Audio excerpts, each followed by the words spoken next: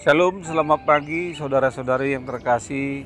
Salam sejahtera bagi kita sekalian dimanapun Anda berada. Di pagi hari ini sebelum kita melaksanakan tugas aktivitas kita sehari-hari, mari kita bersama-sama mendengarkan renungan di pagi hari ini melalui firman-Nya di dalam 1 Petrus 1 ayat 18.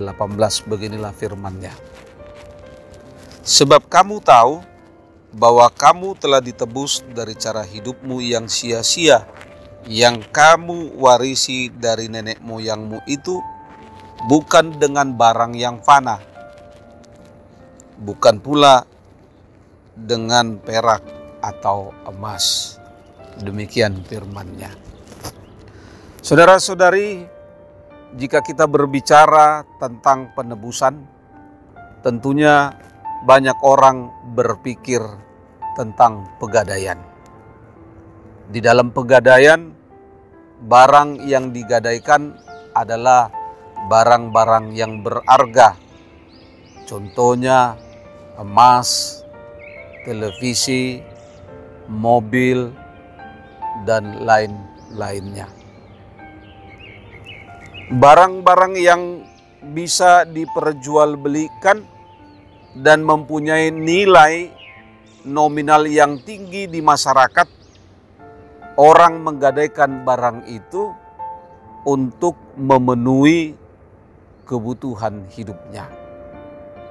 Dan untuk mendapatkan kembali barang berharga miliknya yang sudah digadaikan, mereka harus menebusnya dengan jumlah uang yang telah ditetapkan dan disepakati antara pemilik barang dan pihak pegadaian.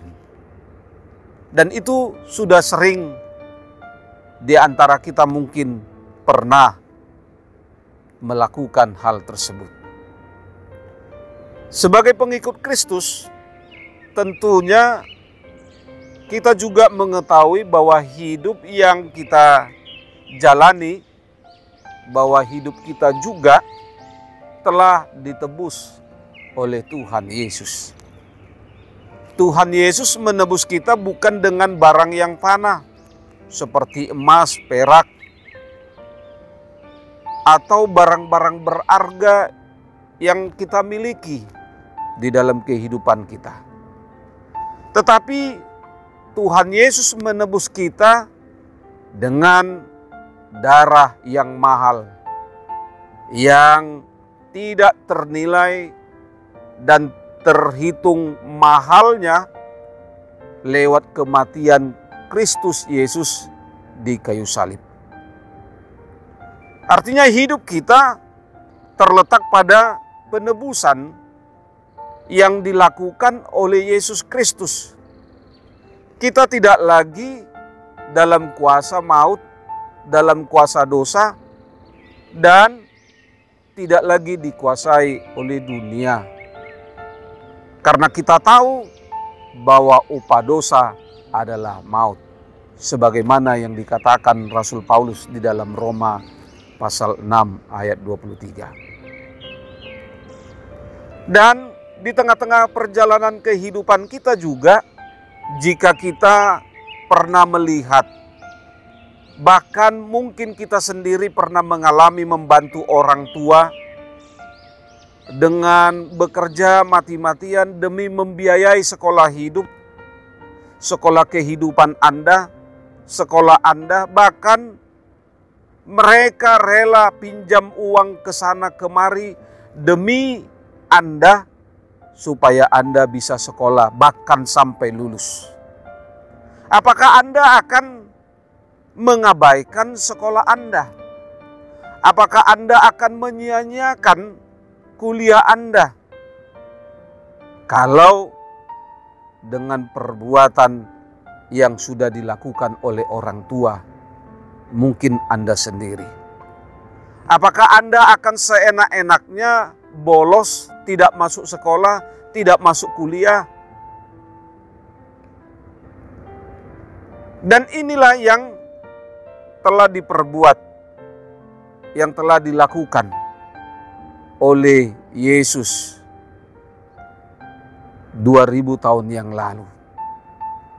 Hal yang sama dilakukan oleh Yesus di dalam kehidupan kita, mengorbankan dirinya, mengorbankan nyawanya dan menanggung semua yang buruk.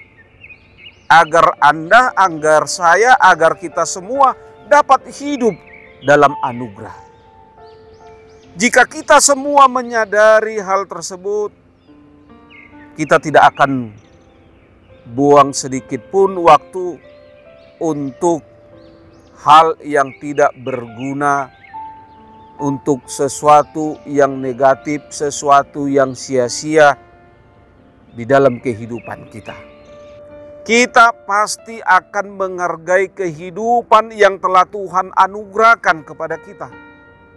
Sebagaimana yang dikatakan oleh Petrus di dalam 1 Petrus 1 ayat 18 ini. Petrus mau mengajarkan tentang Allah yang menebus kita melalui Yesus Kristus, di mana melalui Dia kita juga berhak menjadi bagian dalam kerajaan Allah.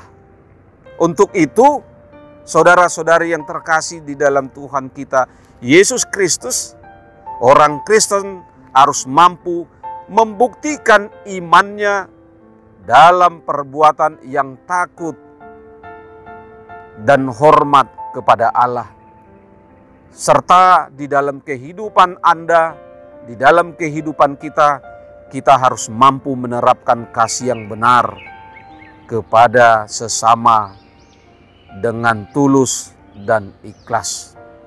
Orang Kristen perlu dan harus hidup dalam kasih, karena kasih itulah yang menjadikan karakter dan identitas kita.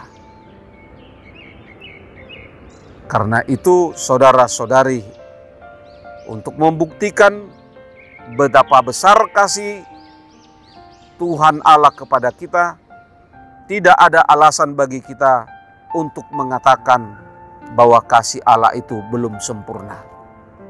Sudah terwujud, sudah terbukti di dalam kehidupan kita. Ingat, kehidupan kita berharga bagi Tuhan. Karena itu mari kita menghargai kehidupan ini dengan mengisi, melakukan segala sesuatu yang menyenangkan bagi Tuhan. Selamat beraktivitas. Tuhan Yesus memberkati. Shalom.